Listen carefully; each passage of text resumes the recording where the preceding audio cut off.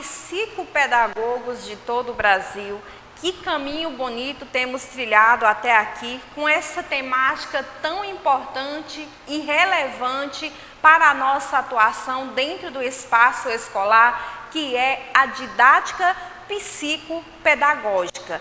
Até aqui nós podemos perceber a importância de se conhecer o currículo daquela escola ao qual nós atuamos, perceber a importância do PPP, dessa identificação, o que falta para melhorar e para que aquele espaço escolar de fato avance trilhando PPP e currículo, um caminho de ensino e aprendizagem. Percebemos também a nossa missão enquanto psicopedagogos, que de fato devemos fazer dentro do espaço escolar, quais contribuições, o que de fato a gente está ali percebendo para melhorar, sendo esse ponto de equilíbrio dentro das instituições escolares ao quais nós fazemos partes. E aqui a nossa aula de hoje, ela está apenas começando, também já entrando nesse ponto crucial da nossa disciplina, a didática como instrumento psicopedagógico. A gente vai perceber o quanto é importante o nosso traquejo, a nossa boa condução para assim proporcionar dentro do espaço escolar esse equilíbrio, essa aprendizagem, essa busca e fortalecimento da cultura e dos valores tão almejada. A vida se caracteriza por contínuas e constantes decisões. O homem decide sobre si mesmo e sobre os outros. É grande a responsabilidade da pessoa quando a sua decisão vai determinar novas atitudes, novos comportamentos, novos estilos de agir, de viver e de pensar. A nossa contribuição como psicopedagogos que almeja ter essa didática como um bom instrumento é permitir que o outro se encontre, que talvez ele mude o seu comportamento, o seu estilo de vida, o seu modo de agir, de pensar, de reagir diante das emoções e dos embates que a vida o proporciona.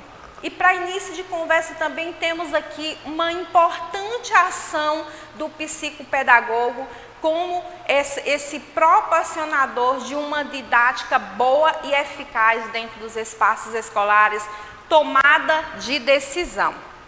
O professor deve tomar inúmeras decisões em relação ao seu ato pedagógico. São decisões puramente pessoais e decisões que vão influenciar outros.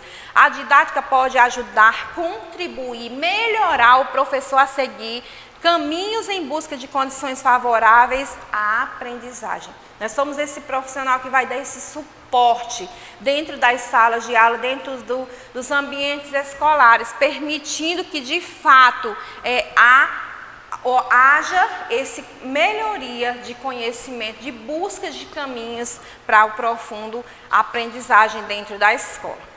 Um olhar sobre a educação, o quanto é importante termos esse espírito amadurecido dentro dos espaços escolares. A nossa missão também, enquanto psicopedagogo, é observar de fato, fazer esse olhar panorâmico, mas também amadurecido da realidade da educação. Na escola contemporânea, seja ela pública ou privada, o professor individual que ensina o aluno individual que aprende são ficções. Então, a gente precisa, de fato, entrar nessa realidade e perceber aquilo que deve ser melhorado, ter esse olhar amadurecido, esse olhar profissional que vai permitir transformar vidas e também o espaço escolar. A escola sob nova perspectiva. A ideia de escola é uma comunidade histórica de professores e alunos, nem muito grande, nem muito pequena, com tradições próprias que dão origem a lealdades, obrigações e sentimentos, dedicados a iniciar sucessivas e gerações de recém-chegados à condição humana. É sempre perceber que a escola, esse espaço escolar é esse ambiente transformador, que recebe pessoas que necessitam serem transformadas dia após dia, que necessitam trilhar o caminho para melhorar não só o espaço escolar, mas a sua vida como um todo. A escola contemporânea. Esse nome é bonito, contemporâneo, né, que vai nos permitir entrar nos nossos dias atuais, né? E é nesse novo espaço institucional, o desempenho do professor não mais pode ser pensado como uma simples questão de formação teórica, de alguém que ensina, como também o desempenho do aluno não mais pode ser considerado como uma simples questão de motivação e de esforços individuais. Então, a gente percebe que na escola contemporânea ela é algo mais completa, embora mais arriscada. Mais completa porque eu não vou ali estigmatizar a pessoa somente no aprender a ler e escrever, ou perceber somente essas dificuldades, mas um crescimento de um conjunto de valores, perceber a sua melhoria, a sua desenvoltura em meio ao espaço escolar, mas também em meio à sociedade ao qual ele faz parte. Essa é a função da escola contemporânea. E aqui a gente pode perceber, né, mediante a esses conceitos, os processos de ensino e aprendizagem.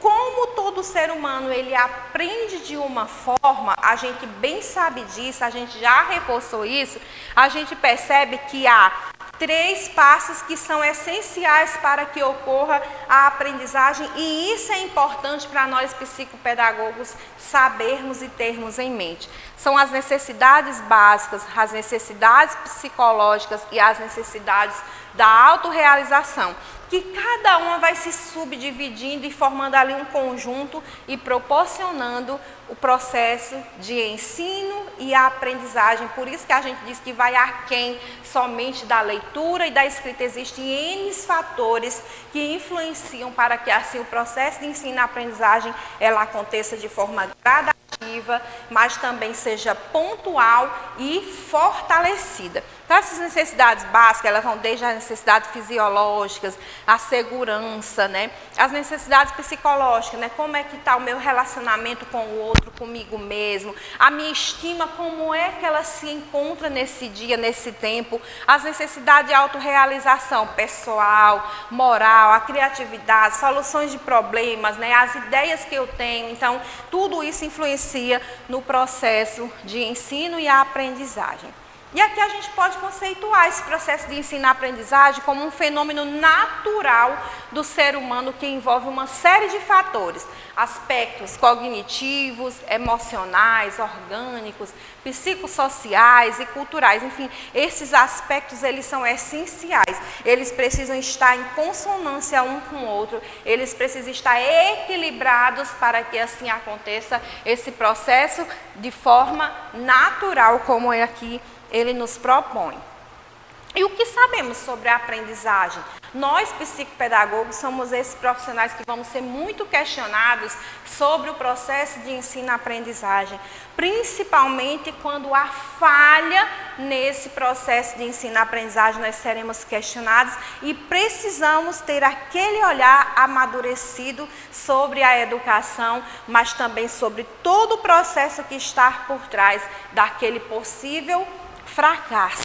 E a aprendizagem, nós podemos começar aqui dizendo que ela é ativa, ela acontece, ela é visível. A aprendizagem é um processo ativo resultante de processos internos ou de atividade mental construtiva do sujeito. Outra pessoa pode nos ensinar, mas ninguém pode aprender por nós. Então, sou eu que me esforço, sou eu que tenho a atividade e vou em busca para que assim eu possa de fato aprender. Por isso dizemos que nossa aprendizagem ela é pessoal, mas ela também é ativa. A aprendizagem é um processo individual. Aprender não é copiar a realidade ou a informação externa sem alterá-las, mas desenvolver uma representação pessoal e única de tal realidade. Esta representação não ocorre no vazio, mas tem como base os conhecimentos anteriores, experiências e motivações de cada pessoa, o que faz com que, em cada caso, o processo de aprendizagem seja único, sem condições de repetir-se. Então, quando a gente diz que essa aprendizagem, de fato, ela é individual, isso é verdade. Você aprende de uma forma, eu aprendo de uma forma, eu ensino de uma forma, você ensina de outra forma. Eu tenho a minha didática, você tem a sua didática, mas o que importa é que, de fato, a gente perceba o que aquelas pessoas já se têm de conhecimento, esses conhecimentos anteriores, para que assim a gente motive e possa enxertar cada vez mais conhecimentos e assim tornar possível essa aprendizagem como esse processo individual. Ela também é social. Ao mesmo tempo que ela é ativa, ao mesmo tempo que ela é individual, a aprendizagem ela também é social. E por ser social, ela é esse processo que acontece, sim, de forma individual, a partir de processos da interação com outras pessoas, por isso dizemos que é social. Então a gente não é aqui um autodidata que aprendemos tudo sozinhos. Não, nós dependemos de alguém, de ler alguém, de explorar alguém, de perceber a ideia de alguém e criar a nossa própria aprendizagem, o nosso próprio método de aprender. Segundo Vygotsky, nosso grande pensador, todas as funções psicológicas superiores aparecem primeiro no plano da interação social, estabelecida entre a criança e os diferentes agentes educativos para depois passar ao plano individual ou intrapsicológico. Ele parte do todo. Primeiro eu me relaciono com o outro, nessa interação social. Depois eu vou para a singularidade, a particularidade e assim permitir que essa aprendizagem de fato ela aconteça. A aprendizagem significa mudança. E de fato ela é uma mudança na nossa vida. Nós já percebemos que ela muda o nosso estilo de ser, o nosso jeito de pensar, a nossa forma de conduzir, de pensar e de repensar os nossos atos e ações. Aprender de forma significativa implica modificar os esquemas anteriores em função de uma nova ideia. Ou seja, aquilo que eu sabia, ele não vai ficar em ponto morto ou adormecido, mas ele vai ser transformado em novas, vai ser uma espiral que vai crescendo, crescendo, crescendo e proporcionando de fato essa mudança significativa e sempre para melhor.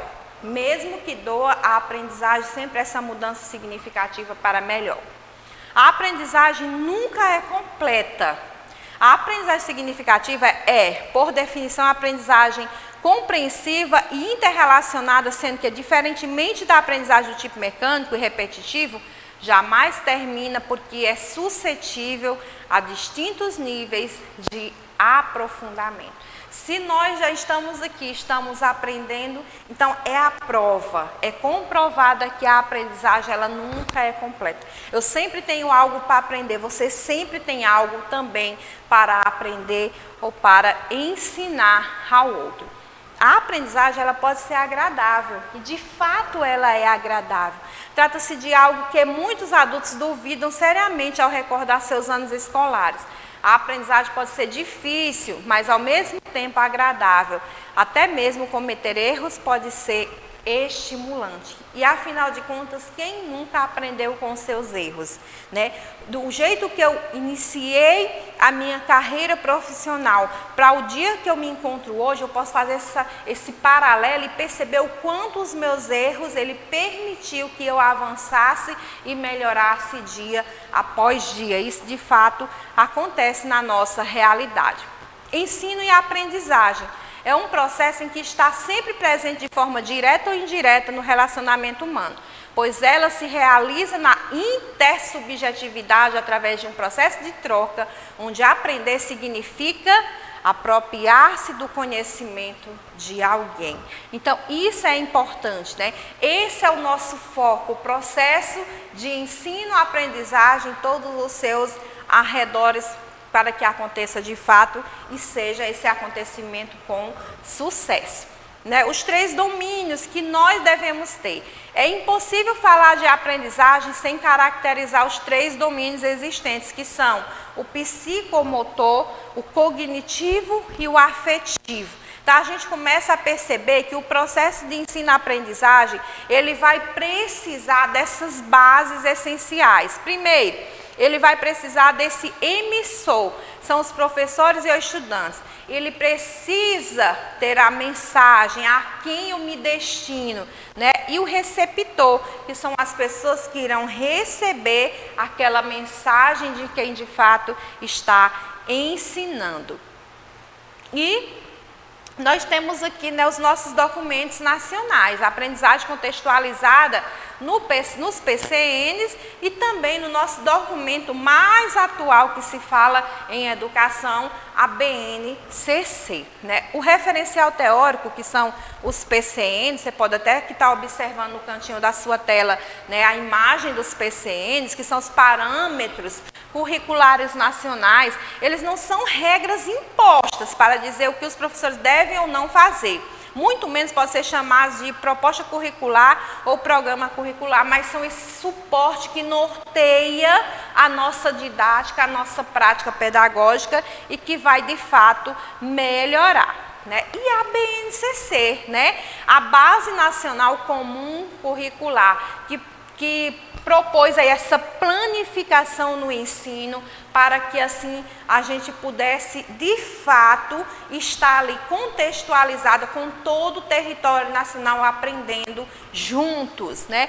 É um documento que tem por intuito a universalização do ensino através de direito de aprendizagem, como o próprio nome já sugere, um programa norteador de conteúdos para todo o território nacional no tocante à educação básica. Que importância tem esse documento na nossa prática enquanto psicopedagogo, né? E esse documento, ele vai assim permitir esse aceleramento do processo de ensino-aprendizagem com qualidade. Esse aceleramento, ele não significa dizer fazer de qualquer forma, mas de forma contextualizada, universal, mas também com a qualidade que o nosso ensino, ele merece e tanto precisa. E por aqui nós encerramos essa nossa aula.